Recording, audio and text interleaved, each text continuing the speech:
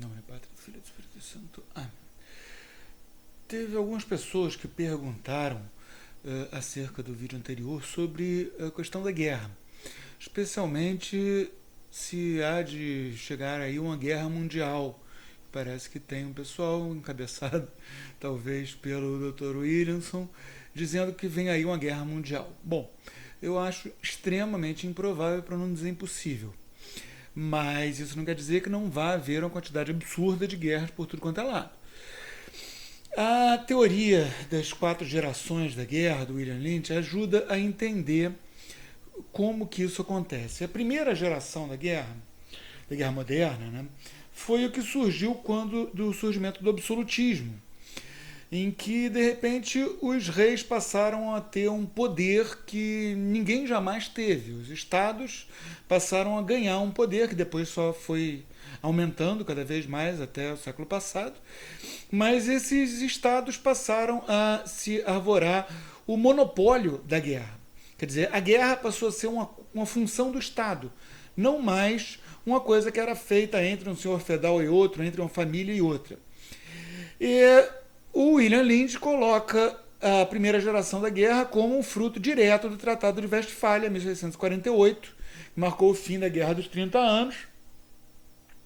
E, segundo ele, é uma coisa que perdurou até mais ou menos as guerras napoleônicas.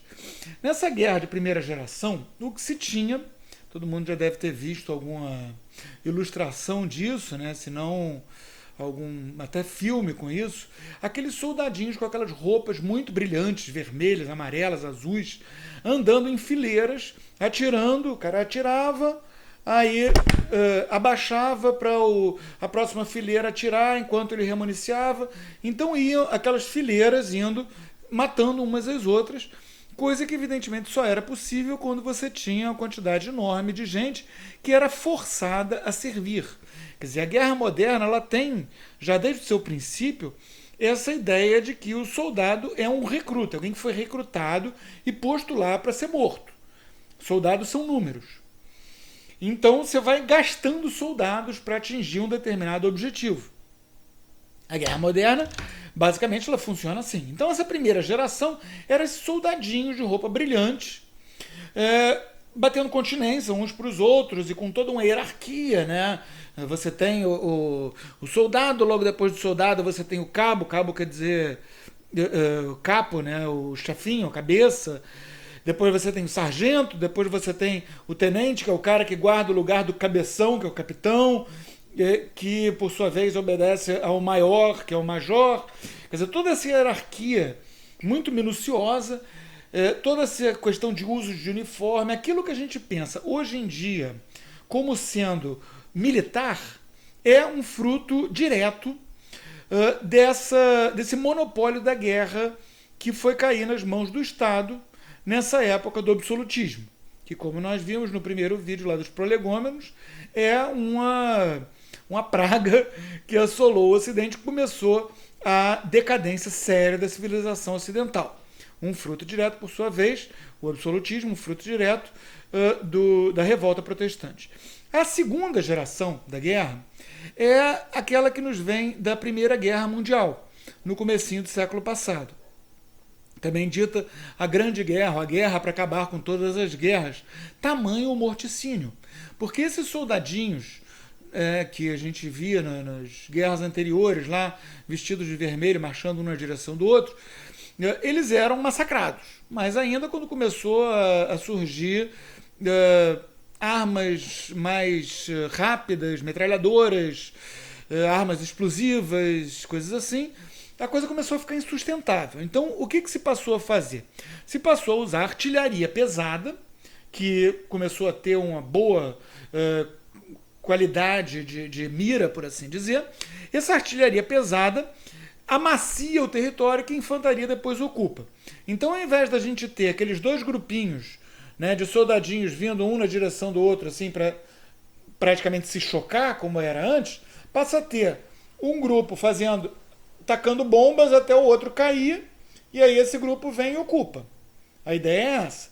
Então, se você tem uma artilharia melhor do que a do seu inimigo, você ganha dele, porque você vai atacar a distância e a infantaria vai ocupar. Qual é a solução? Fazer trincheiras, buracões grandes no chão, todo mundo se enfia dentro e a artilharia não consegue demolir rapidamente.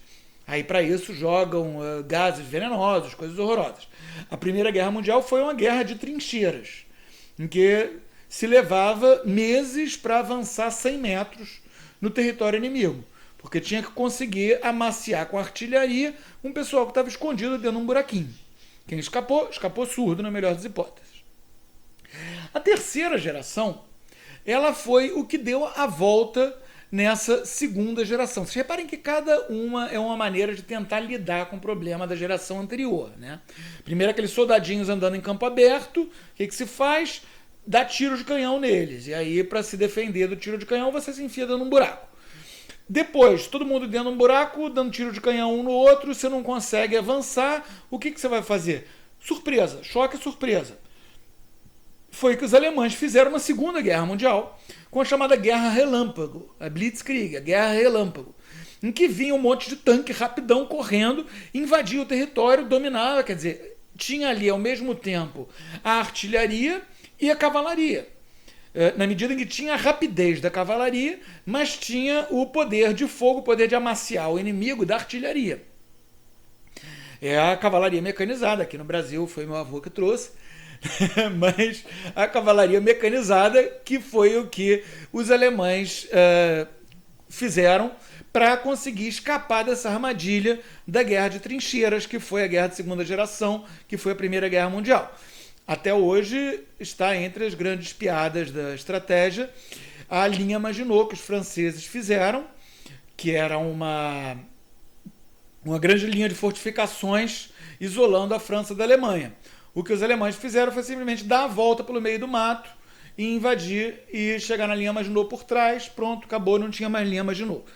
Aqui no Brasil, a gente tinha um exército formado pela missão francesa, então que tinha pego, que foi meu bisavô que ajudou a trazer isso, essa missão francesa tinha formado a cabeça da soldadesca brasileira, do oficialato, etc., preparado para essa guerra. Então, quando os brasileiros foram para a Segunda Guerra, eles tiveram que se virar.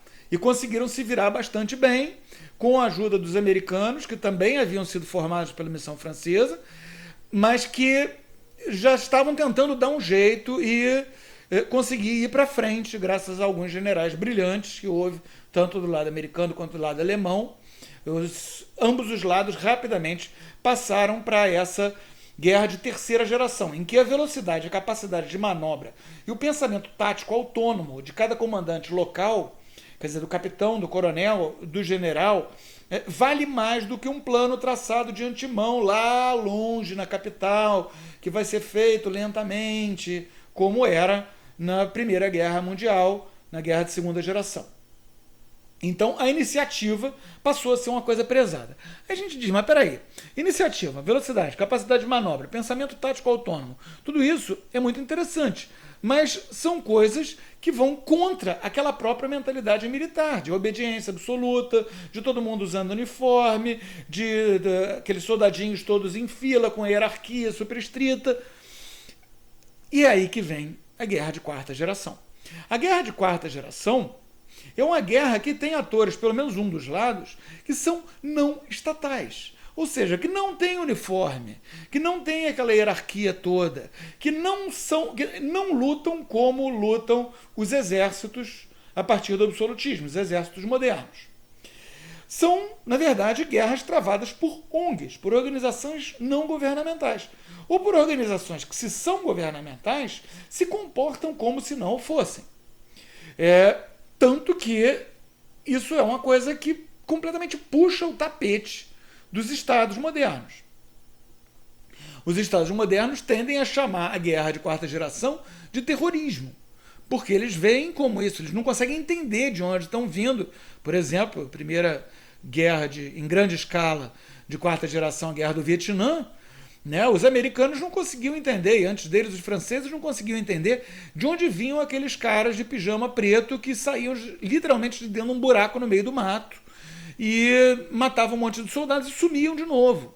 Aonde estavam soldadinhos vindo de casaquinhos vermelhos marchando? Os americanos e os franceses sofreram o mesmo que os ingleses tinham sofrido com a guerra de guerrilha dos americanos contra a independência. Tem até aquele filme legal do Mel Gibson, que ele e os filhos dele vão fazer uma guerra de guerrilha, que na verdade é uma guerra de quarta geração. É uma guerra de atores não estatais contra o Estado. No caso, os americanos querendo a independência contra a Inglaterra. Os ingleses vinham com soldadinhos lá de uniforme vermelho e os americanos iam por trás e cortavam, e matavam, e faziam, e aconteciam, e roubavam a comida e tornavam a vida do inimigo impossível. Foi a mesma coisa que aconteceu em grande escala na Guerra do Vietnã. E que continuou depois em outras guerras, principalmente contra os Estados Unidos, por ser potência hegemônica. Teve o ataque de 11 de setembro, que é um ataque de quarta geração, quer dizer, são pessoas sem uniforme, pessoas que não participam de um corpo estatal com hierarquia rígida, que foram lá, roubaram os aviões usando as faquinhas Olfa, tacaram os aviões num centro comercial da capital cultural dos Estados Unidos. Foi um ataque brutal, que faz parte exatamente desse pensamento da guerra de quarta geração, como fazem parte esses outros ataques, seja contra alvos militares, seja contra alvos econômicos, porque a gente pode e deve ficar horrorizado, porque guerra é uma coisa horrível mesmo, mas mesmo nas guerras anteriores, na guerra de terceira geração, na Segunda Guerra Mundial, alvos econômicos eram também atacados. Os aliados tacavam bombas nos centros comerciais da Alemanha e vice-versa. Quer dizer, é uma continuação da guerra de terceira geração, guerra de quarta geração. Só que ela já funciona na base de atores não estatais. Por quê? Porque o Estado já está se esboroçando. Vocês reparem, aquilo que eu falei, o auge da modernidade, o auge do poder do Estado, foi quando? Foi na metade do século passado, um pouco antes, no segundo quarto do século passado, Segunda Guerra Mundial. A partir daí, todo mundo já passou a ter que se confrontar com guerras de quarta geração, com guerra contra atores não estatais ou paraestatais. Os americanos e os franceses contra o Vietcong, as outras guerrilhas comunistas no mundo inteiro, as insurreições nas colônias europeias que acabaram com o colonialismo europeu na África, na Ásia. Do mesmo modo, as insurreições contra os estados fantoche que foram postos pelas potências ocidentais, especialmente os ingleses antes e os americanos atualmente, no Oriente Médio, no Paquistão, no Afeganistão. Os próprios russos botaram um governo fantoche no Afeganistão e houve uma insurreição que conseguiu tirar eles de lá. Foi uma das coisas, inclusive, que levaram à derrocada da União Soviética. Agora, os americanos estão caindo na mesma besteira, que, aliás, Alexandre o Grande já tinha caído, os ingleses já tinham caído, invadiu o Afeganistão.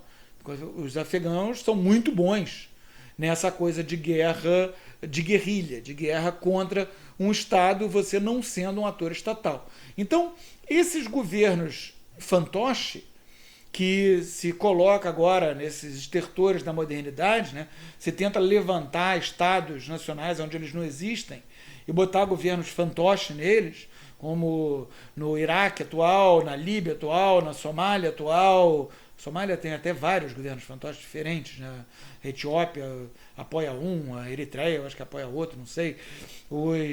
A ONU apoia um terceiro.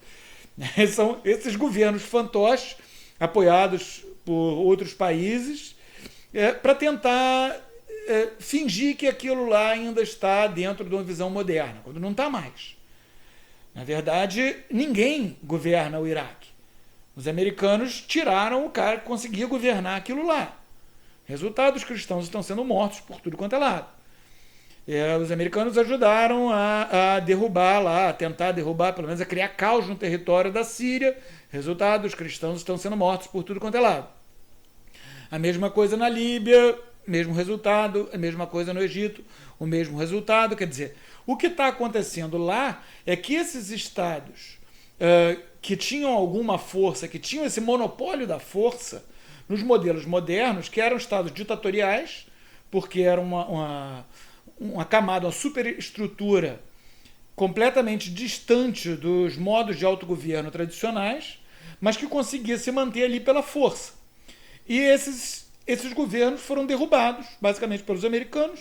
Então, o que está acontecendo agora é uma caotização completa de toda aquela região do Oriente Médio, toda aquela região islâmica, porque justamente as forças de guerra de quarta geração passaram a poder agir livremente, porque não tem mais o controle que antes havia. Até mesmo, por exemplo, o Estado Islâmico, ele é composto em grande medida, os seus estrategistas são gente que pertencia ao serviço secreto iraquiano. Quer dizer, gente que tinha aprendido a combater guerra de quarta geração, que está usando as lições que aprendeu no combate contra aquilo para fazer uma guerra de quarta geração melhor.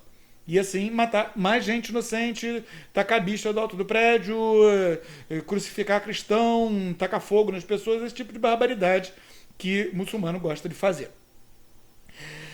No século passado houve várias guerrilhas, inclusive algumas patéticas e ridículas aqui mesmo no Brasil, outras que vieram como fruto dessas, né? Os nossos guerrilheiros brasileiros, também ditos terroristas, como qualquer guerreiro de quarta geração, eles treinaram os bandidos comuns em contato com os quais eles estiveram na cadeia, daí surgiu o Comando Vermelho, daí surgiu o PCC, são filhos, por assim dizer, dos movimentos comunistas de guerrilha do tempo do governo militar no Brasil. Nós tivemos também na América Latina, aqui no Peru, o Sendero Luminoso, que outro dia mesmo conseguiram soltar as pessoas que estavam lá 25 anos sequestradas por eles, é um movimento maoísta violentíssimo. Nós temos ainda em ação o MST, que não deixa de ser uma espécie de movimento de guerra de quarta geração, quer dizer, são atores não estatais agindo para criar confusão, criar caos na sociedade e tentar fazer com que o poder chegue mais às mãos deles. Agora, quais são as perspectivas, então, a gente tendo já uma noção dessa história recente, por assim dizer, quais são as perspectivas que a gente tem? Primeiro, é impossível que haja uma guerra mundial na forma clássica, como a Primeira Guerra Mundial, a Segunda Guerra Mundial. Basicamente porque não há atores estatais em número, em quantidade, com poder suficiente para fazer isso. A Primeira Guerra Mundial, a Segunda Guerra Mundial era o quê? Eram exércitos de conscritos, de pessoas recrutadas quase que à força, enormes, mandados por longas distâncias para irem combater lá no Caxa-Prego. Isso não existe mais. Ninguém mais tem essa força. Só quem consegue projetar alguma força ainda são os Estados Unidos, que gastam o dinheiro que eles não têm, literalmente, para manter o complexo industrial militar deles e, em decorrência disso, manter um exército agressivo. Agora, contra quem que eles iriam lutar fazendo uma guerra de segunda ou de terceira geração? Ninguém. Não tem ninguém. Ainda que eles tenham toda essa doutrina de guerra, toda essa coisa lá que os Tom Clancy da vida admiram, não há nenhum outro ator com o qual eles possam se chocar. O que poderia ser a exceção seria a China. A China está se armando fortemente, a marinha chinesa está crescendo muito, mas não há perspectiva deles conseguirem uma projeção de poder como a dos americanos. Ou seja, os americanos vão conseguir chegar na China, mas a China não vai conseguir chegar nos Estados Unidos, por assim dizer. A não ser na forma de guerra de quarta geração. Qualquer Estado que venha se meter numa guerra hoje em dia, a não ser que os seus governantes sejam muito loucos, o que vai acontecer é que ele vai bancar, como a Coreia do Norte banca, como a própria China banca, guerra de quarta geração. Guerra feita por atores não estatais, guerra feita de uma maneira fora do pensamento quadradão militar clássico. O governo chinês, o governo norte-coreano, por exemplo, assim como os russos, eles se esmeram em fazer maneiras de invadir os computadores dos outros países, por exemplo. Então, se os Estados Unidos fossem fazer uma guerra com a Rússia, falta luz nos Estados Unidos, rapidinho. porque havia um monte de russo, de hacker russo, iria acabar com a luz nos Estados Unidos. E a mesma coisa, chineses ou indianos. Ou seja, não tem mais como fazer uma guerra mundial a maneira da Primeira e da Segunda Guerra Mundial. A chance é zero, não existe. O que pode vir a acontecer seria, tem gente que diz que há alguma chance disso acontecer, seria a China cobrar o que os Estados Unidos devem a eles, em decorrência de alguma crise econômica. A bolsa chinesa está com uma bolha, já está tendo problemas. Então, se a China cobra dos Estados Unidos, os Estados Unidos vão à falência. Para não ir à falência, eles vão à guerra. Então, os Estados Unidos poderiam atacar a China se a China cobrar o que os Estados Unidos devem. A China, os Estados Unidos não têm como invadir a China. Tem chinês demais. O exército chinês é absurdamente gigantesco. É maior do que a população do Brasil, quase. Mas então, os Estados Unidos não iam conseguir invadir a China. Ia ser uma coisa que ia ficar no vai, não vai. Talvez eles conseguissem fazer uma cabeça de ponte aqui, uma cabeça de ponte ali. Mas o que ia acontecer, basicamente, é que a guerra de quarta geração iria atacar com muita força todos os atores envolvidos, os atores estatais. Então ia começar a faltar luz nos Estados Unidos, iam abrir as barragens hidrelétricas, o trânsito das cidades ia ficar caótico, as usinas nucleares iam derreter em ambos os lados, porque ambos os lados iriam começar a atacar de maneira cibernética, por assim dizer. E, ao mesmo tempo, atentados ditos terroristas iriam atacar ambos os lados. E todo tipo de recrudescimento de tensão interna iria acontecer para ambos os lados. Isso seria uma coisa que acabaria ajudando muito a Índia, a Rússia, outros países periféricos que estão um pouco de fora disso, não estão nem tentando conseguir uma capacidade militar no sentido clássico forte o suficiente, ainda que tenham capacidade nuclear, que já é uma capacidade dissuasiva muito grande, né? Quem é que vai atacar? Alguém que vai atacar uma bomba atômica de volta. Então, o resultado é que esse pessoal pode acabar saindo ganhando de um possível, mas improvável, conflito Estados Unidos-China. Fora Estados Unidos e China, não há quem vá brigar nessa guerra. É aquela gracinha que diziam os hippies nos anos 60, anos 70, diziam: e se eles fizessem uma guerra e ninguém fosse? É um pouco o que está para acontecer agora. Se tentarem fazer uma guerra, ninguém vai, porque não há estados que consigam botar soldados suficientes para uma guerra dessas. Os próprios americanos cada vez mais estão dependendo de tropas mercenárias, como Blackwater, que já mudou de nome várias vezes, mas procurar Blackwater você consegue descobrir do que se trata, e outras firmas equivalentes, né? Eles já dependem em grande escala dessas tropas mercenárias, como qualquer império em fim de carreira, né? Os romanos foi a mesma coisa, mas não há como se botar soldados, tropas no chão suficientes. Você pode botar, os americanos que têm muito dinheiro podem botar robozinhos assassinos voadores, né? Os drones, predadores, outros, voando e tacando bombas, mas para você ganhar uma guerra, você precisa conseguir chegar lá. Você precisa de botas no chão. E botas no chão estão em falta. Ninguém mais, nenhum Estado mais, nenhum governo mais tem essa capacidade de botar e manter botas no chão em grande escala fora do seu território. Então a chance de uma guerra mundial, no sentido clássico, da Primeira Guerra Mundial, da Segunda Guerra Mundial, da segunda geração, da terceira geração de guerra, acabou. Não existe mais. Isso não existe. Guerra mundial, podemos desistir dessa ideia. Não rola. Agora, se acontecesse um conflito desses, um conflito em grande escala, entre esses dois atores que são os mais próximos de ter alguma capacidade de projeção de poder, de resistência à projeção de poder, e que estão numa situação geopoliticamente dúbia, um pouco querendo se enfrentar, que são a China e os Estados Unidos. Os Estados Unidos dependem economicamente da China. E, em consequência disso, a China depende economicamente dos Estados Unidos, porque está tudo ligado. Os chineses fazem iPhone e os americanos compram iPhones.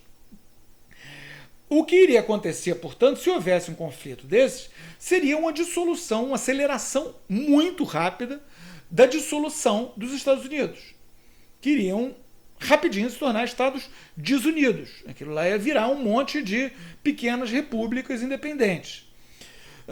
porque simplesmente não daria. Eles iriam investir, pegar dinheiro, até que a população não ia aguentar e dizer não, não brinco mais. E do mesmo modo, o governo chinês, a forma comunista do antiquíssimo Estado chinês, provavelmente iria cair. O Estado chinês tem milhares de anos. Ele não iria se dissolver rapidamente como uma experiência muito recente que é o Estado americano, que é uma aventura, uma experiência, um Estado ideológico, construir um país ideologicamente, uma aventura que não deu certo. O troço que dá para durar uns 200 anos, vai acabar mais cedo ou mais tarde, vai acabar muito mais rápido se eles fizerem a besteira de se meter na guerra agora. O Estado chinês dificilmente vai se destruir, vai se decompor. O que vai acontecer é que ele vai voltar a alguma forma mais clássica, alguma forma mais flexível do que a forma comunista que ele toma atualmente desde a tomada do poder por Mao Tse-tung depois da Segunda Guerra Mundial. Isso vai levar, se acontecer isso também, vai levar a um aumento drástico das tensões sociais, religiosas e raciais na União Europeia, na atual União Europeia, que é um lugar onde está atualmente se chocando o Islã, representado pela grande imigração islâmica, e o que sobra da civilização ocidental hoje em dia completamente sufocada pelo parasita moderno. A gente vê, por exemplo, teve a notícia agora de algumas centenas de muçulmanos tentaram entrar à força no túnel que vai da França para a Inglaterra, para ir morar na Inglaterra, onde, por sua vez, tem câmeras de vídeo seguindo as pessoas na rua, mas os tribunais estão aceitando as decisões dadas pelos tribunais islâmicos baseados na lei maometana. Ou seja, aquilo lá está virando uma zorra. E essas tensões só tendem a aumentar. Se houver uma guerra como essa que eu mencionei, que, apesar de improvável, pode acontecer, o que aconteceria na União Europeia seria um aumento drástico dessas tensões. Isso provavelmente faria também com que acontecesse uma ruptura violenta, não só da União Europeia, como dos Estados nacionais que a compõem, que iriam passar por algumas mudanças muito bruscas e muito radicais na sua composição interna. E isso levaria fatalmente a uma reorganização dos eixos de comércio mundial, onde os países em que a modernidade foi apenas superficial seriam os países que teriam mais a ganhar. Eu não estou dizendo que seja bom para ninguém que haja uma guerra dessas.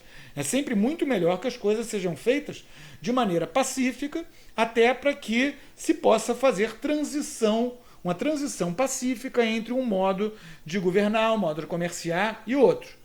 Mas, se o pessoal do primeiro mundo enfiar o pé na jaca, em grande estilo, dessa maneira, do primeiro e do segundo mundo, né? Porque Rússia e China são segundo mundo, se a América do Norte, a Europa, Rússia e China resolverem brigar, não vai ser uma guerra mundial, dificilmente a Rússia vai entrar na brincadeira, dificilmente a União Europeia vai entrar na brincadeira, mas a União Europeia vai sofrer consequências negativas, a Rússia, a Índia, o Brasil, quer dizer, os outros BRICS que não a China, vão sofrer consequências positivas. Por quê? Porque a gente tem a riqueza cultural de a nossa ordem social não depender da modernidade. Então, a modernidade acabando, os Estados-nações só sobrando, a nossa ordem social continua. Isso faz com que, na verdade, no Brasil, a gente diz, o Brasil cresce de noite. Na hora que o Estado não está olhando, na hora que o Estado não está sufocando a livre iniciativa no Brasil, é que as coisas conseguem acontecer. Então, uma coisa dessas iria diminuir o poder do Estado dentro do Brasil, o que iria diminuir a desordem e o caos que são causados pelo próprio poder do Estado. Se acabassem, por exemplo, os tribunais do trabalho, iriam melhorar tremendamente as relações de trabalho no Brasil.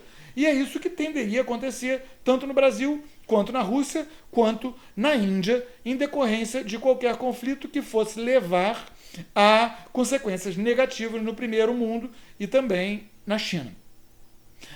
Resumindo, então, gente, Terceira Guerra Mundial, chance zero. Conflitos aos montes cada vez mais, só que conflitos de quarta geração, conflitos assimétricos, conflitos de organizações não governamentais contra estados remanescentes ou mesmo contra outras organizações não governamentais, que é o que está acontecendo em grande medida no Oriente Médio, por exemplo, em que a gente tem luta de organizações não governamentais contra estados já caindo pelas beiradas e lutas de organizações não governamentais contra outras organizações não governamentais. Então, guerra vão ter aos montes. Agora, um monte de soldadinho, todo mundo vestido igualzinho, sendo conduzido enormes distâncias para ir brigar do outro lado do mundo, acabou. Isso foi um delírio típico do século passado, um delírio típico da modernidade, que atingiu seu auge e hoje em dia está num grau de decadência tão grande que não rola mais. Louvado seja nosso Senhor Jesus Cristo.